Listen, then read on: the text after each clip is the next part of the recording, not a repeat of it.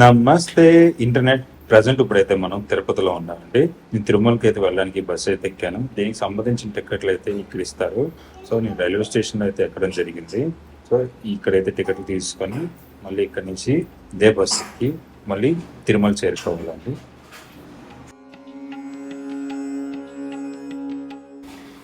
Present ఇప్పుడైతే మనం Saptagiri check point దగ్గర ఉన్నామండి. ఇక్కడైతే ప్రతి వెహికల్ ని చెక్ చేస్తారు, ప్రతి మనిషిని చెక్ చేస్తారండి.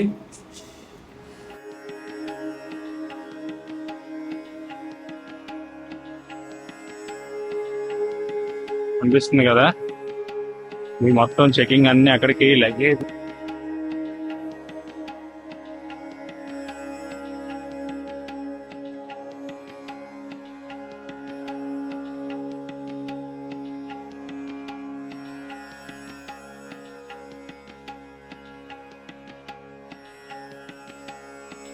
ప్రతి ఒక్కరు లగేజ్ తీసి ఇక్కడే చెక్ చేయించుకోవాలి.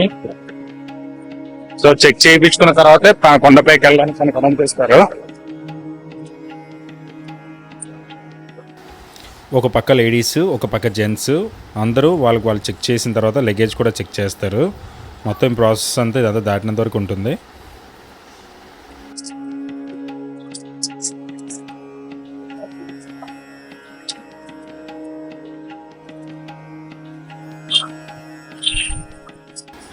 ఇప్పుడు మనం ఏదైతే బ్యాగులన్నీ వేసామో ఈ విషయంలో మొత్తం స్కాన్ అయిపోయి ఇందులో ఏమేమి ఉన్నాయి అనేది క్లియర్ కట్గా ఇందులో మిషన్లో తెలుస్తుందండి.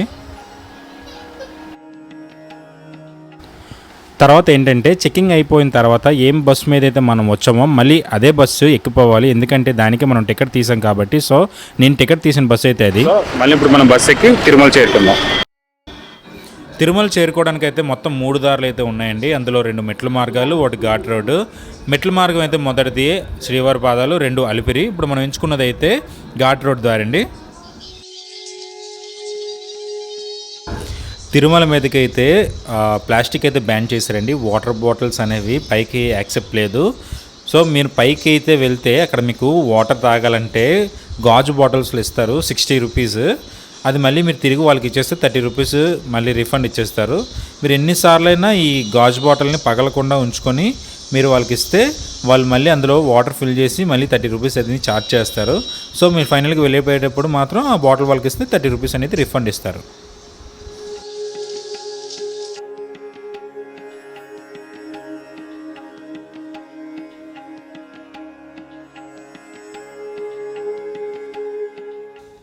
తిరుమల ఘాట్ రోడ్ ప్రయాణం అయితే చాలా మందికి ఇష్టం అండి. అందులో నేను ఒకడిని. అందులో ఈ బస్సులో ప్రయాణించేటప్పుడు మాత్రం ఒక థ్రిల్ అనేది ఉంటుంది. ఎందుకనంటే ఒక బస్ని కానీ ఏదో వెహికల్ని కానీ ఓవర్టేక్ చేసుకుంటూ వెళ్తున్నప్పుడు ఆ థ్రిల్ అనేది ఉంటుంది. దట్టు ఏంటంటే ఇక్కడ ప్రకృతితో ఉన్నటువంటి అనుబంధం ఇంకా మాటల్లో చెప్పన అవసరం లేదు, అంత బాగుంటుంది. ఇంకా ఈ కొండలు, ఈ లోయలు చూస్తే మాత్రం నాకు మనసు ఆగదండి. ఇంకా చూసారా, ఈ కొండ చర్యలు గట్ట విరిగి పడిపోకుండా కూడా అక్కడక్కడ కొన్ని చోట్ల వలలు కూడా వేశారు. అది నాకు చాలా బాగా నచ్చింది. సేఫ్ట్ సైడ్ అయితే చాలా బాగుంది. సో ఇప్పుడు ఈ మలుపులు చూసారా, ఒకేసారి ఎలాగ ఉంటుంది అంటే తిరిగేటప్పుడు ఇంకా మాటల్లో చెప్పవసరం లేదు. చూసారా ఈ రైట్లో వలలు వేసి ఉన్నాయి, అలా అనమాట. చాలా మందికి తిరుపతి వచ్చేవాళ్ళు, తిరుమల చేరుకునే వాళ్ళు ఎలా ఉంటుందంటే చాలా ఘాట్ రోడ్లు అయితే ప్రయాణిస్తాం. కానీ తిరుమల వచ్చేటప్పుడు మాత్రం ఒక ప్రత్యేకమైన అనుభూతి అయితే కలుగుతుంది. ఎందుకనంటే మిగతా రోడ్లలో కాదండి, మిగతా ఎక్కడికి వెళ్ళినా కూడా 1-2 సార్లు వెళ్ళేసరికి ఓకే వెళ్ళాం కదా అని అనిపిస్తుంది. కానీ తిరుమల అయితే అలా కాదు. వచ్చే కొద్దీ 1 నెల వచ్చి మళ్ళీ మరుసటి నెల వెళ్ళాలని కూడా చాలా బాగుంటుంది. ఫీల్ అయితే ఎన్నిసార్లు వెళ్ళినా మళ్ళీ మళ్ళీ వెళ్ళాలనిపించే ప్రదేశం అన్నమాట తిరుమల. ఫైనల్ అయితే తిరుమల అయితే చేరుకున్నామండి.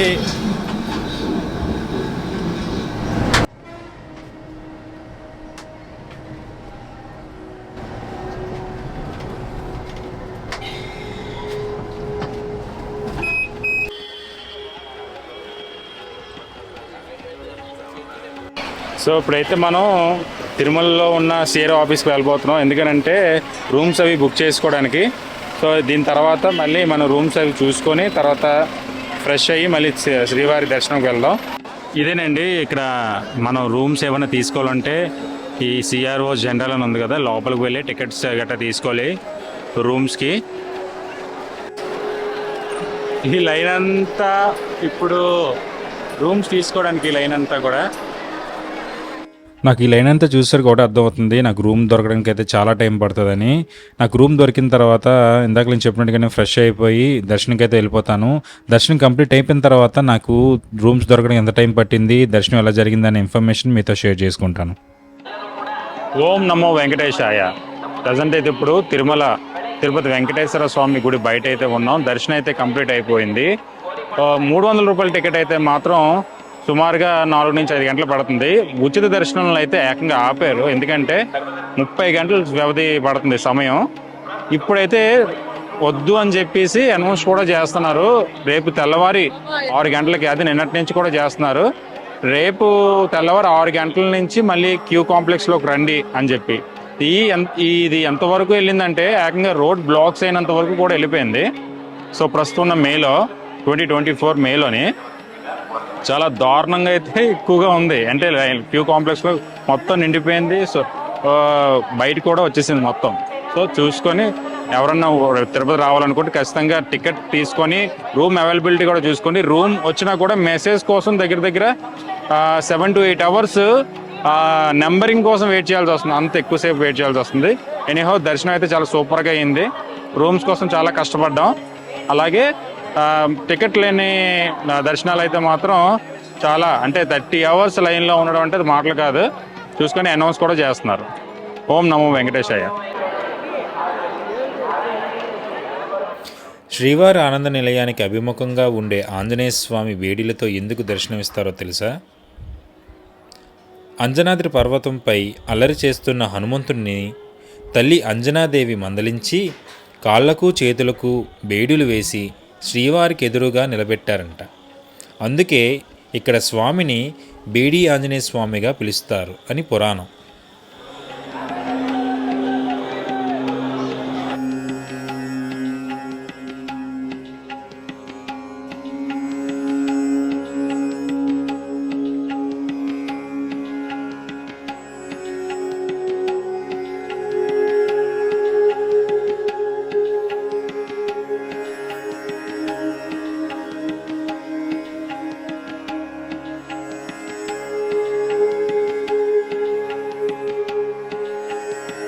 తిరుమలలో చుట్టుపక్కల ఉన్న ప్రదేశాలు అయితే చాలా ఉన్నాయి, 6కు పైగానే ఉన్నాయి.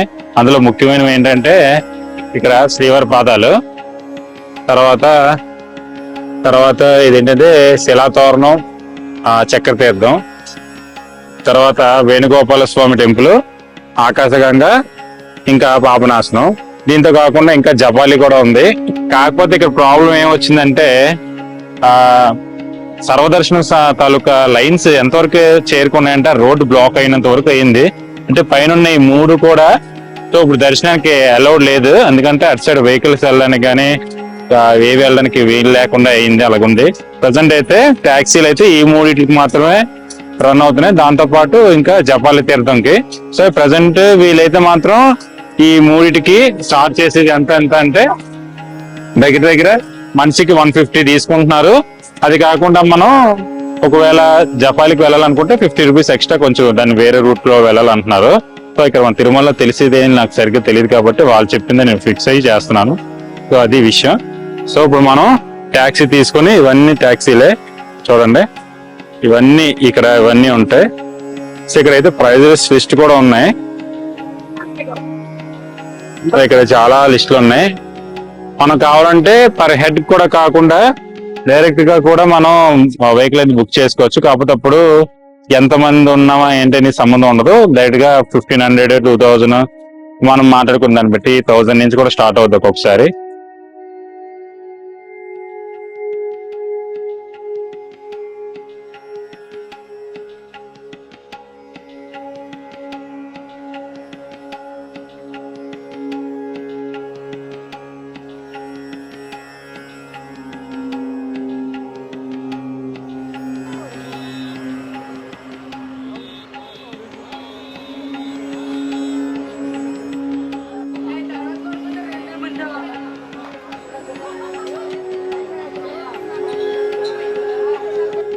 సో ఇప్పుడైతే వేణుగోపాల స్వామి గుడికి అయితే వచ్చాం.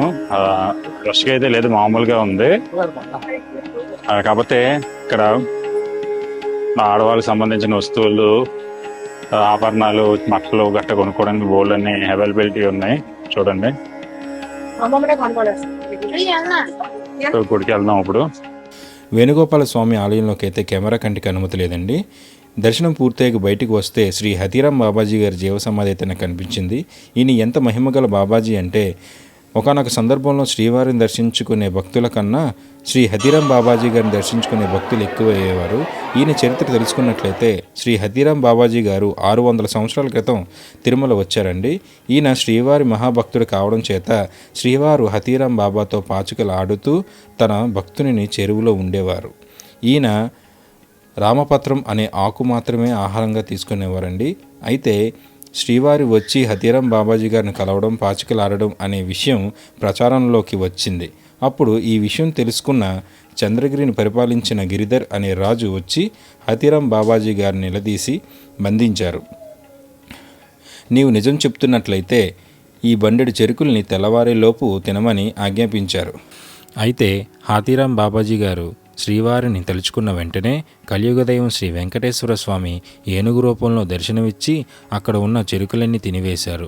అది తెలుసుకున్న రాజు తన తప్పును క్షమించమని, తనని బాబాజీ గారి శిష్యులుగా ఒప్పుకోమని వేడుకొనగా బాబాజీ గారు ఒప్పుకున్నారు.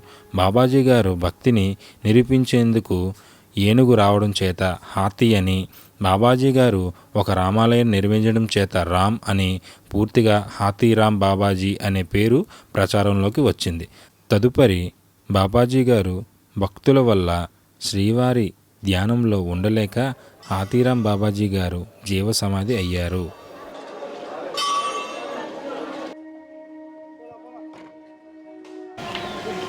ఇప్పుడైతే జపాలి తీర్థం వచ్చాం. ఇక్కడ నుంచి మొత్తం మెట్లేనంట, మొత్తం మెట్లన్నీ ఎక్కాలి.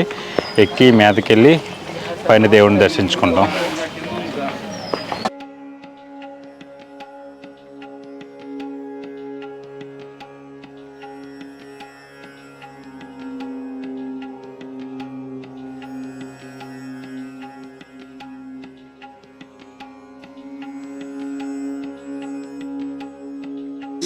మీరు ఇక్కడ గమనించారా, ఇక్కడ కొండలున్న రాయిలు, ప్రతి రాయి మీద వరుసగా ఇలా చూడండి, ఇట్లా రాయిలు పేర్చేసి ఉన్నాయి. దీనికి అర్థం ఏంటంటే కొంతమంది నమ్మకం, కొంతమంది మూఢనమ్మకం ఏంటంటే ఇలా కడితే తొందరగా సొంతిల్లు లేని వాళ్ళు సొంతిల్లు కట్టుకుంటారనే ఒక ఆశ అనమాట. ఇది ఎంతవరకు నిజం నీకు తెలియదు.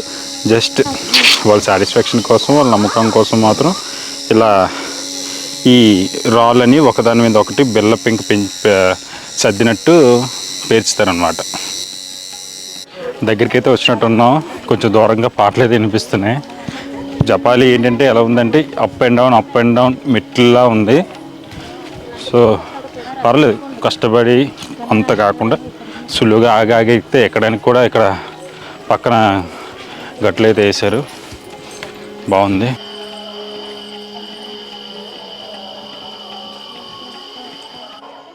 జపాలి చరిత్ర. జపాలి స్థల పురాణం ప్రకారం మహావిష్ణువు రామ అవతారం దాల్చినప్పుడు మహాశివుడు కూడా రామదూత హనుమాన్ ఆంజనేయ స్వామి అవతారంలో అవతరించుటకు నిశ్చయించుకున్నాడు. ఆ సమయంలో జాపాలి అనే మహర్షి తపస్సుకు మెచ్చి అవతరించినటువంటి స్వామి రాబోయే తన ఆంజనేయ స్వామి అవతారంలో దర్శనమిచ్చారు. ఏ ప్రదేశంలో అయితే దర్శనమిచ్చారో అదే ప్రదేశంలో స్వయంభూగా ఆంజనేయ స్వామి రూపమైతే వెలిసిందని చెప్తారు. అంటే ఆంజనేయ స్వామి అవతారం దాల్చకముందే ఇక్కడ హనుమాన్ రూపం వెలిసిందని చెప్తారు. జపాలి మహర్షి చేసిన తపస్సు వలన ఆంజనేయ స్వామి వెలిశారు కాబట్టి ఈ ప్రదేశాన్ని జాబాలి లేదా జపాలి అని పిలుస్తారు. అలానే తిరుమల వెంకటేశ్వర స్వామి రాక మునిపే త్రేతాయుగంలో ఈ విశిష్టత జరిగింది అని మనం అర్థం చేసుకోవచ్చు. ఈ గుడి అయితే ముందర భాగం ఇలా ఉందండి. గుడి మొత్తం పచ్చని చెట్ల మధ్య 2 కొండల మధ్య ఉండడం వల్ల చాలా ప్రశాంతమైన వాతావరణం నెలకొంది. గుడినైతే అసలు వదిలి వెళ్ళబుద్ధి అయితే కాదు. అలాగే గుడికి ముందర భాగంలో చిన్న కోనేరు ఉంది. ఆ కోనేరు పేరుని రామగుండం అంటారు. అలాగే గుడికి వెనక భాగంలో సీతాగుండం కూడా ఉంటుంది. స్వామివారిని కెమెరా కంటితో చూడడానికైతే అనుమతి లేదండి. మనం గుడి మొత్తం 360 డిగ్రీస్లో ఎలా ఉందో ఒక రౌండ్ వేసి వద్దాం రండి.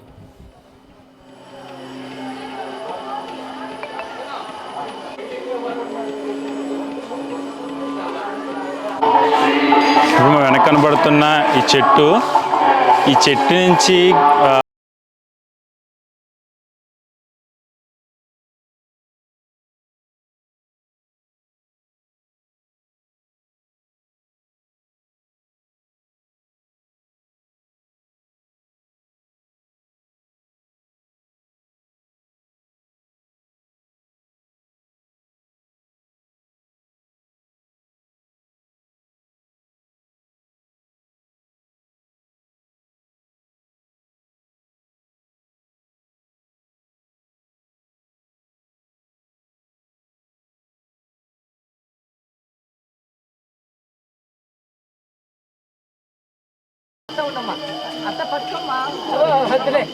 పోనీలే అది చేయడం చూడడానికి పర్లేదులే అది వచ్చి చూద్దాం ఫోటో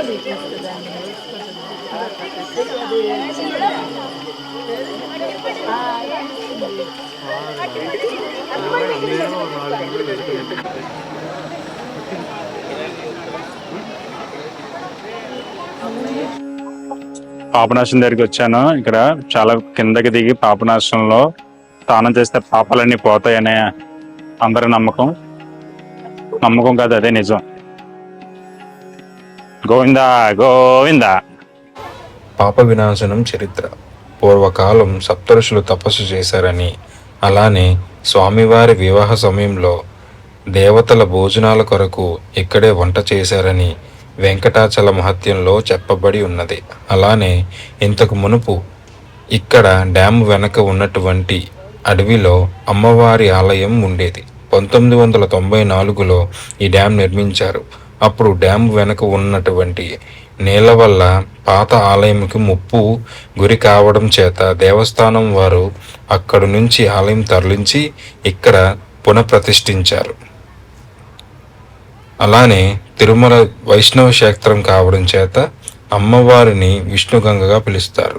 సరే, ఈ పాప వినాశనంకి అంతటి శక్తి ఎక్కడిది, ఎలా వచ్చిందంటే సప్తఋషులు తపస్సు చేసి ఆ శక్తి అంతా ఇక్కడ తారపోశారని, అలానే స్వామివారి వివాహమునకు వంట కొరకు అగ్నిదేవుడు తన శక్తిని ఉపయోగించి అగ్నిని ప్రజ్వలింప చేయడంతో ఆ శక్తి ఇక్కడే ఉన్న నీళ్ళల్లో కలిగి ఉండడం వలన, అలానే ఈ నీరు ఎన్నో వనమూలికలు తాకి రావడం చేత ఈ నీటిలో స్నానం చేయడం వలన ఆరోగ్యము, బలము, మనసు ప్రశాంతత మరియు 7 జన్మల పాపాలు కూడా నశిస్తాయని పురాణం.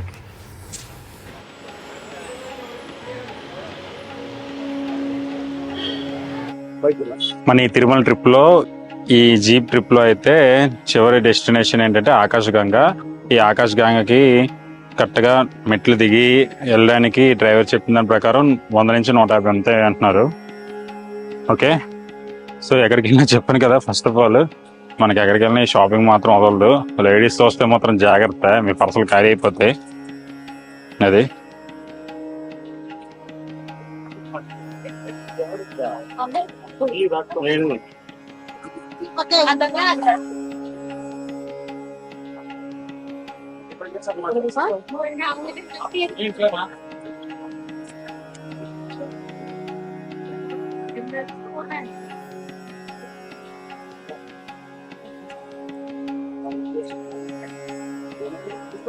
ఎంట్రీ.